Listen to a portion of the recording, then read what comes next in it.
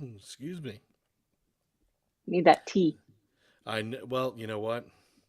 And I did have some this morning. All right. And then, oh, where are my questions? There they are. Okay. If you could do me a favor, introduce yourself. Let everybody know who you are, your title, and the organization you're with. You bet. Hi, I'm Kirstin McCudden. I'm VP of Editorial, Vice President of Editorial at Freedom of the Press Foundation, and Managing Editor of the U.S. Press Freedom Tracker. So that's two roles, sort of in the same org. FPF, Freedom of the Press Foundation, is a nonprofit. It works to protect journalism in a way. It's an overreaching advocacy organization. We have digital security trainers who train journalists on how to keep themselves and their devices safe. We have an advocacy team that works to support and uphold what we believe in the First Amendment and freedom of the press. We have an entire engineering team that works on secure drop, and that is actually an industry application, if you will, but anybody can use it.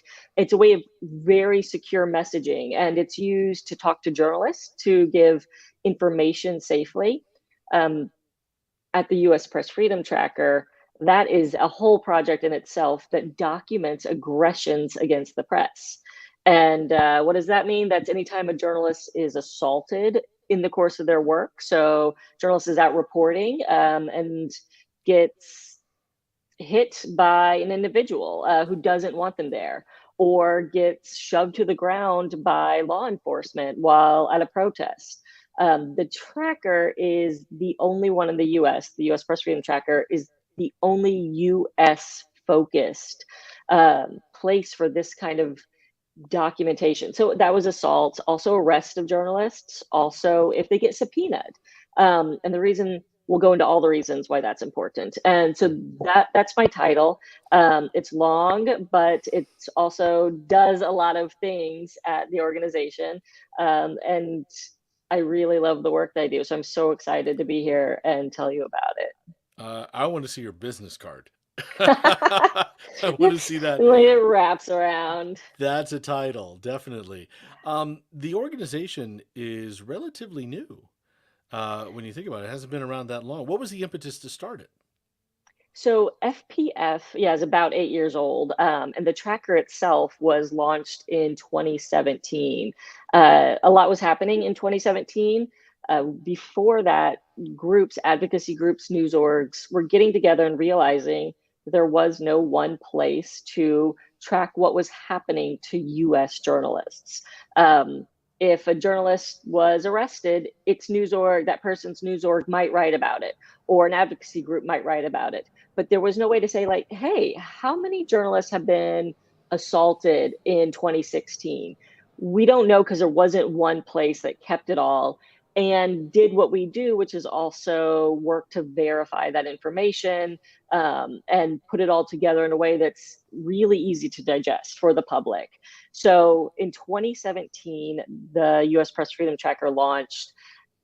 That was the start of then President Donald Trump's. Uh, he had gone from being a candidate to being the president of the United States. And there was a lot of heated rhetoric around press freedom at the time and journalists in the US. So it was actually a really important time. And it has proved to be really good timing to have had the US Press Freedom Tracker throughout these past. We're now in our 5th year of documentation. We'll hit our 5-year anniversary this August, and it'll be completing our 6th year of documentation here soon. When the tracker came out the first year, what did you find, and what surprised you? What was interesting, I always say about the tracker, is that it mimics what's going on in the world. So that seems sort of like a no-brainer, but I'm going to explain. The first year and into 2018, we captured a lot of border stops of journalists. And that's a category we track because we want to see when journalists are traveling to outside of the US or back in, are they stopped for secondary questioning? Are they stopped for, are their devices searched? These are the things that we're looking for because they're journalists to the best of our knowledge.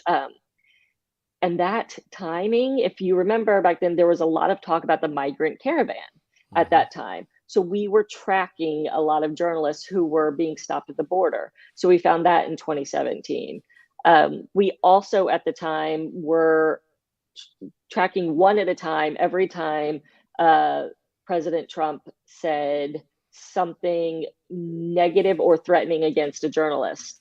We realized that that was a much larger project. And actually, our senior reporter, Stephanie Sugars, had started when Trump was a candidate and went all the way through to 2020. And this will, through January of 2021, actually, um, tracking every negative tweet about the press that Trump put out on his account. So it wasn't just like if he picked out, because sometimes he would pick out specific hosts or anchors. This is what anytime he just said fake news or look at them over there, the fake news. Whenever he pointed to us.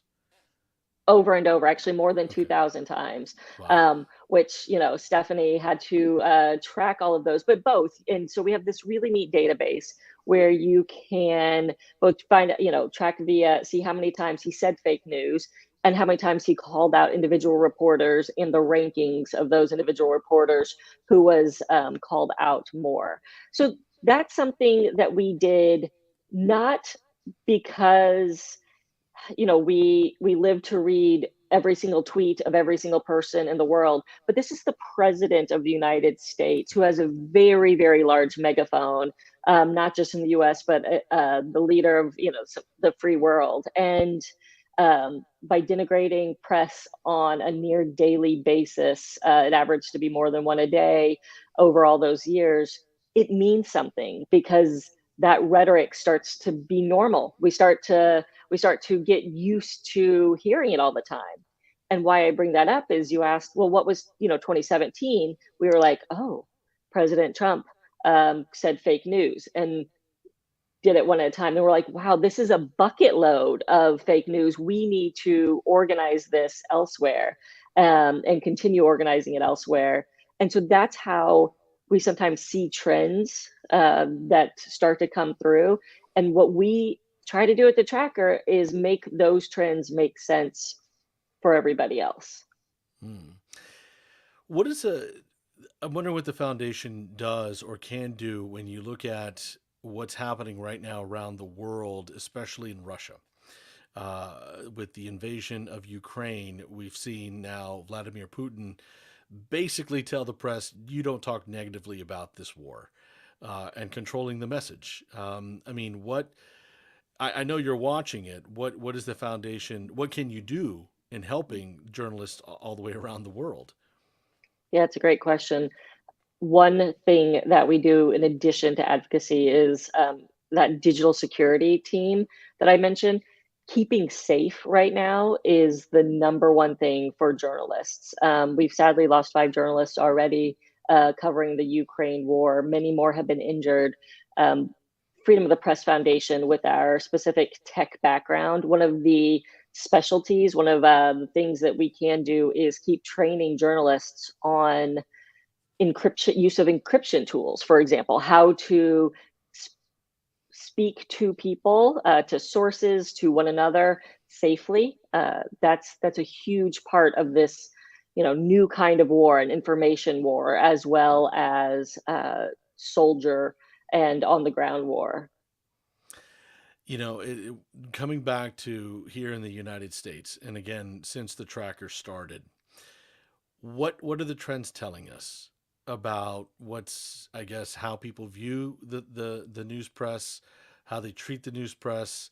I know that, I mean, we went through the election, we've had the pandemic, and then we had the Black Lives Matter march. What Yeah. have you seen over the last 5 years?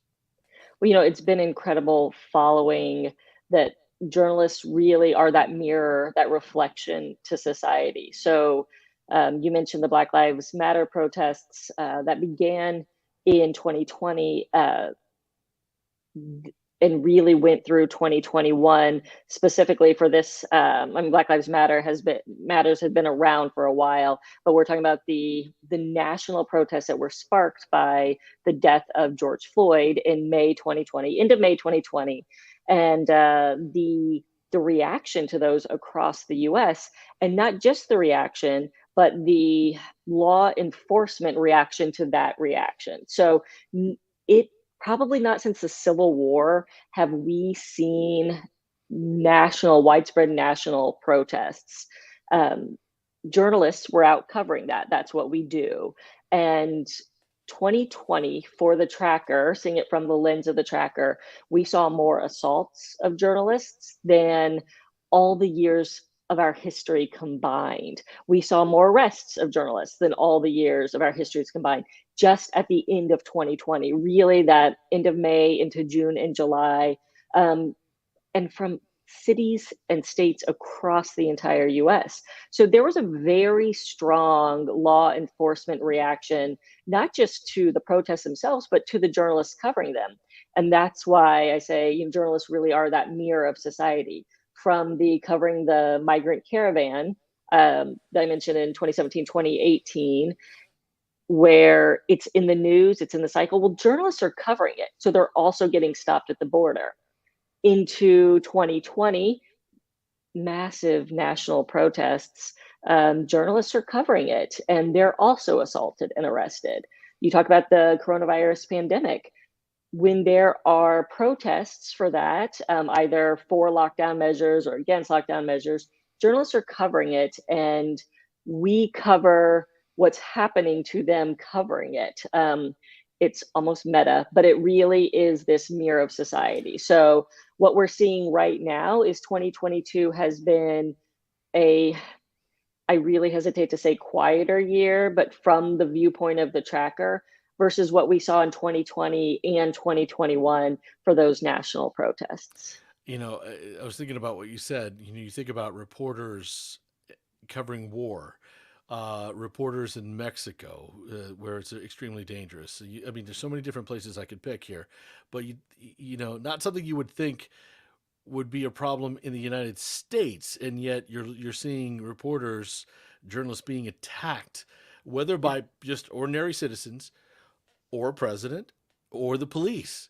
What kind of advice do you give? Is the training the same for journalists in the United States in dealing with danger compared to someone who is out reporting a war?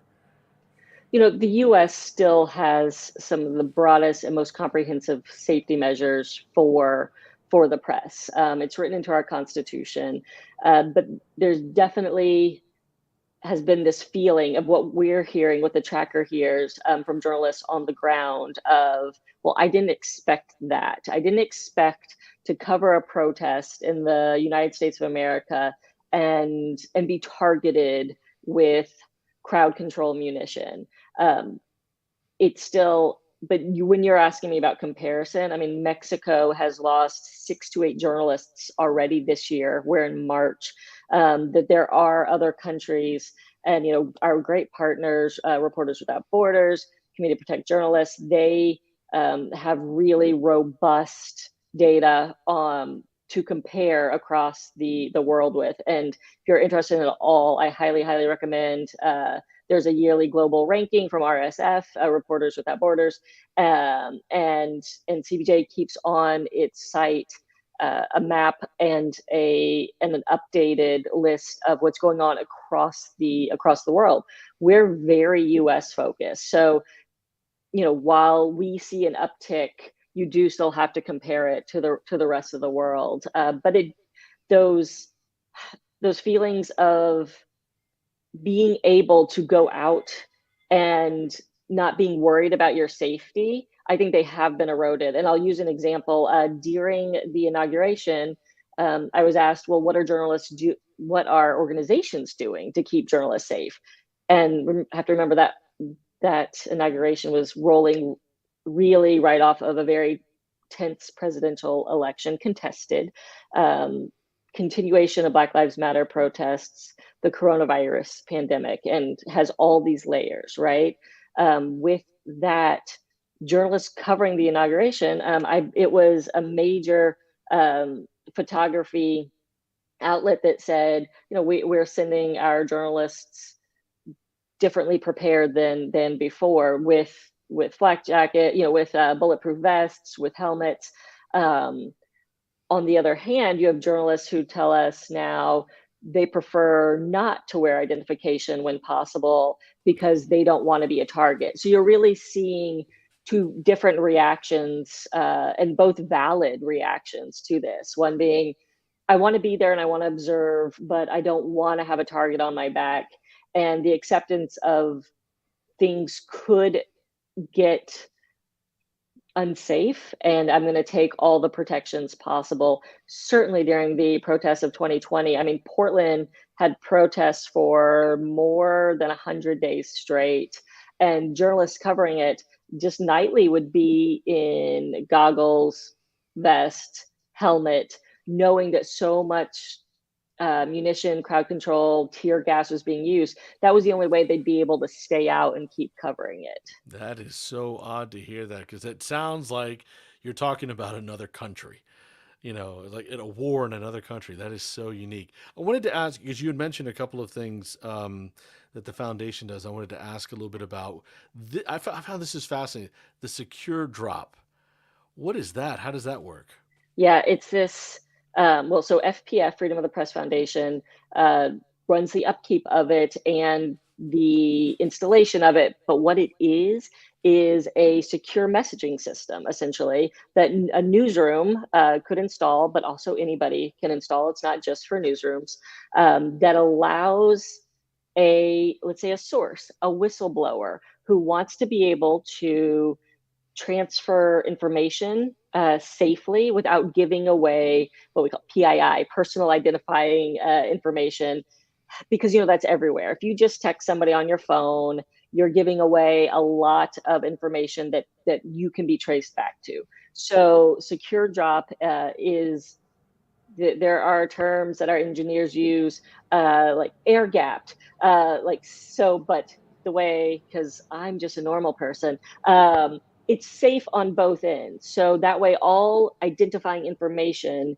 is stripped out so that a journalist can safely receive information from a source. So you could get the Pentagon Papers through secure drop and not be able to trace them back, So because we. if I'm, for example, a whistleblower, I'm working at a company and I know that they're illegally dumping toxic material into the Everglades, but if I say anything, I don't even know what'll happen to me. But I want to send it to you. So basically, this is a way for that nobody will know it's me sending it to you. Nobody even know it's you. That's a really good example of it. Yes. Wow. And so most, certainly, like the New York Times, for example, has a secure drop. Many newsrooms do. You don't have to be as large as the New York Times. And as I said, you don't even have to, it's not just for journalists, but that's our use case for it. It's a way of, it's one of the ways that FPF works to protect, not just journalists, but the entire ecosystem around it, right? When you think, well, how do we keep sources safe? How do we keep people safe who want to bring information to light, but they're not sure yet, right, if they're ready to be the forefront of it? Frances Hausman, of Facebook, was who stood in front of Congress and talked about Facebook, now Meta's policies. She, accepted being the face of that. And it's so brave, because certainly that harassment's going to come your way.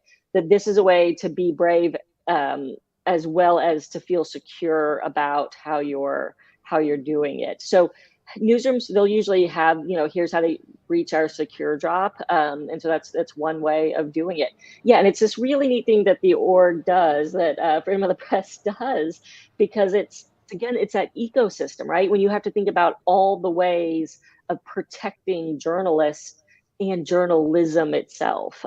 Keeping whistleblowers safe is part of that. Mm. The other thing I wanted to ask you about, and I'm wrapping my brain around this, that we need this archive news, right? Is that what is it? That's one Archive of the the news. projects, right? What Um, in the world? How do you explain that one? so there's a good, like, let's use Gawker as a good example. I don't know if you remember, Gawker was part of a Hmm. major lawsuit and they had to shut down Hmm. It was because of The Hulk Hogan that's it. lawsuit, right? Yeah. And right, but that was funded by someone who was very happy to take down this website. So keep all of that in mind.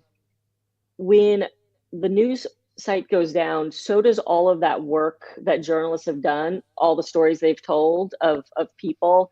And it's a way of preserving pages, essentially news pages, so that they are there for historical purposes. It's so interesting because part of it is we're always told, like, even when you try to erase stuff, there's always a footprint that stuff is there. But this is literally just making sure there's an archive of, It's a so if it's purposeful footprint, right. right? Yeah, Interesting. yeah. So interesting. Because yeah, and that's hopefully that's one of the few times you'll see something like that happen. But that a site could go down and all that information could be gone. That is true. Um, I'm thinking about something you said, before we started the conversation, and we were talking about just what it means to be a journalist and what people get wrong about journalists. We're not one big monolithic group. This has been the challenge. It just depends on the medium. It depends on the institution that we work for. But if you're talking to just a group of average, ordinary citizens, how do you define for them what we do? Yeah, it's such a great question, and it's okay to have differing opinions on it.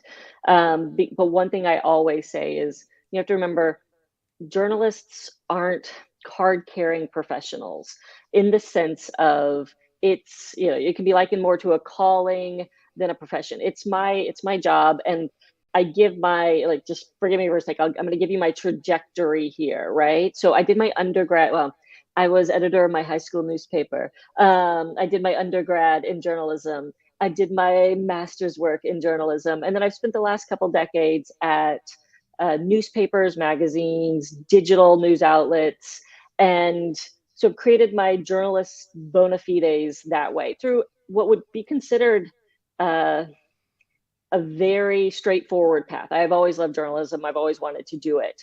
But the truth is, it's for everybody and anybody who wants to do it. You do not need an undergraduate degree in journalism Mm-hmm. to want to follow a code of ethics and show people what's happening, which is how I think of the base of journalism. Like, I want to show you what's happening and I want to disseminate that information. And I want to do that purposefully. And I want to do it um, with through any means. I mean, what's difficult about calling somebody a journalist and trying to define it is that it has evolved. So yeah, I'm probably as card carrying of a journalist because I'm like, but I did my undergrad and my master. But we also consider those who completely use the medium of social media. You can still be a journalist that way. We're on a podcast. It's about disseminating information, following a code of ethics, and bringing it to a wider subset is how I see one, like, a working definition of who is a journalist. So it's always, you have to be careful about making that so narrow that it's best when it's wide, I think. What do you think? You know what? One of the guests that will be on this podcast is an investigative journalist. I met him many years ago in Las Vegas, and he now works in Florida. But he was an economics student in college, and yeah, his background was finance and economics, and he got into journalism. Really, just I think just sometimes you meet somebody and they open your eyes to another world, and that I think that background that he had was so helpful because he did this powerful series when he was in Las Vegas, following a simple story of police brutality. Hmm. And then he spent a long time looking over statistics. He was just basically looking at all these reports and all these numbers and all the, and so that helped him being able to look at charts and not having your head start swimming. That he could just sit and Right. look at charts and make sense of it. And him and another, he was working with other reporters on this.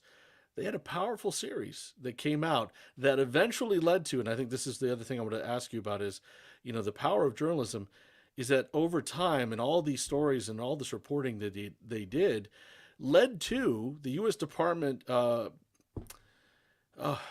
government agency. I'm trying to remember now. Come in and say, "What are you guys doing over here at this police department?" And then led to, we need some new practices and training. And so there was a massive change in the Las Vegas Police Department that started with his reporting. This goes to the other question of what journalism. People will say, well, what do we need journalists for?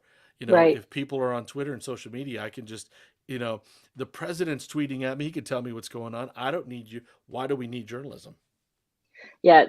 One, that story is amazing because he's uh, he probably brings that so many skills to journalism that it Mm-hmm. needs from having that background. But what you're talking about is impact, right? It's about um, journalists having impact by shining a light on something, and that's why we need journalists is uh, to ask gatekeepers of information. Yes, you know, and lots of people will tweet at you who's checking those facts. One of the like journalism 101 and some, but it holds up is like if your mother says she loves you, check it out. And that's an okay uh, belief to live by because like yeah, my mother, but check it out. And by checking it out is how so many times like story, like the Las Vegas Police Department were able to see things that should have light shown on them. And you hear journalists talk about light a lot. The Freedom of Information Act, the Public Records Act that we operate under, they're also called sunshine laws for a reason, right? Sunshine is the best disinfectant, and there's a reason for that because it's true. Along with check it out. Yeah. No, and what I would say too is, if you're expecting, you know, people in power to police themselves, you know, I mean, this is what, Historically, when that's yeah, this is why you always bring in a third party to always, to see what's really happening. Something interesting, I love history, and I went back and I've been looking, and this may be a podcast in of itself. I've been looking at how journalists have been treated throughout history. Now, this is not to get into it because it's such a long story, but I found some fascinating things. I mean, President John Adams had arrested journalists when he didn't like what they said.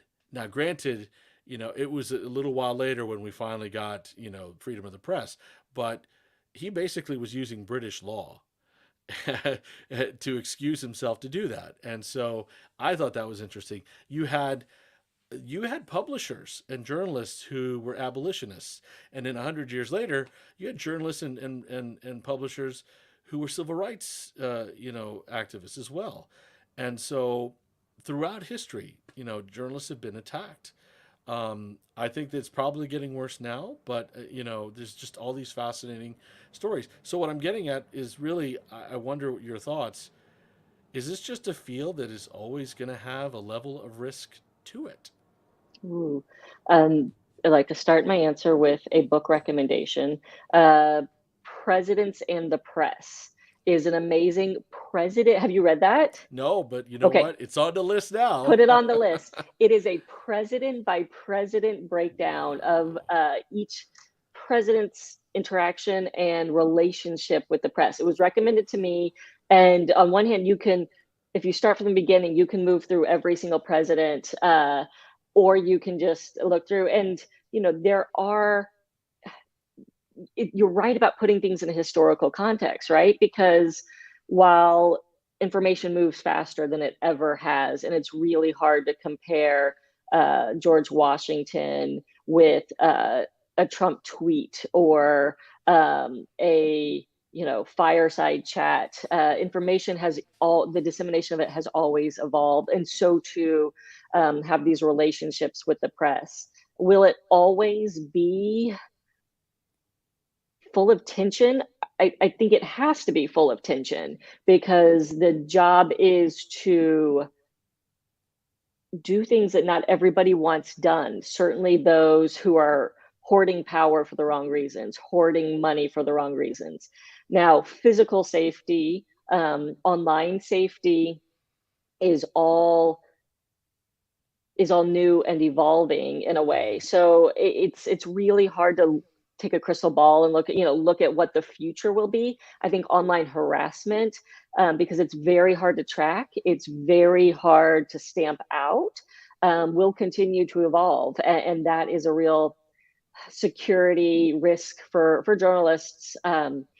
That's why digital safety is such a huge part of what we do, and what actually anybody. I was just having a chat with my sister, like, you should use Signal, just use Signal. She's not a journalist, but end-to-end encryption is very important. So, those are my predictions, is that it will keep evolving like it has always evolved. Is that, by the way, is that a relatively new book or? I think because I just got it this year, so I must be fairly fresh off the press. It's thick. I mean, I No, would be but lying if I said I made it all the way through, but that concept is exactly, it's fascinating. no, yeah, the history I think is really fascinating. That sounds fascinating to me. The other thing I found too is, and this is for another conversation, is that if people think that the media bias, but especially with the partisanship that you see, you have networks that are leaning one way or the other. Hmm. It was that bad, in this 18th century. Newspapers were literally being, you know, funded by politicians. So, I mean, when you see that battle between like a Fox and an MSNBC, that existed a long time ago. It So does. Yeah. this is a cyclical thing. It is to say, I think that what I want to finish with you is this: like, understanding what news media is can be tricky. Like, because again, it depends on where we work, what we're doing, what the boss wants to do. Every journalist isn't the same. No, it's made up of a collection. Journalism is made up of a collection of humans. It's not supposed to be the same. And actually, the more diversity there is both in medium and in people, the better off it is. So that's not a bad thing. It is a fascinating question. What just to finish up here, the last what you said earlier. So far this year, things have seemed a little more calm than past years. Is what That's what statistics are telling us.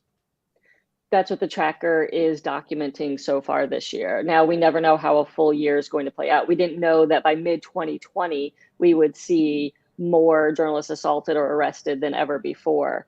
But again, it mirrors what's going on in the US. So we're always able, at the end of the year, we're able to look back and see the peaks and valleys of time.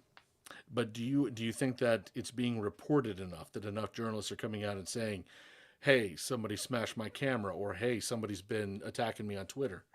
Yeah, I say that the US Press Freedom Tracker is at best an underrepresentation of what's happening, but it is what we have, and it's the best representation that we have right now.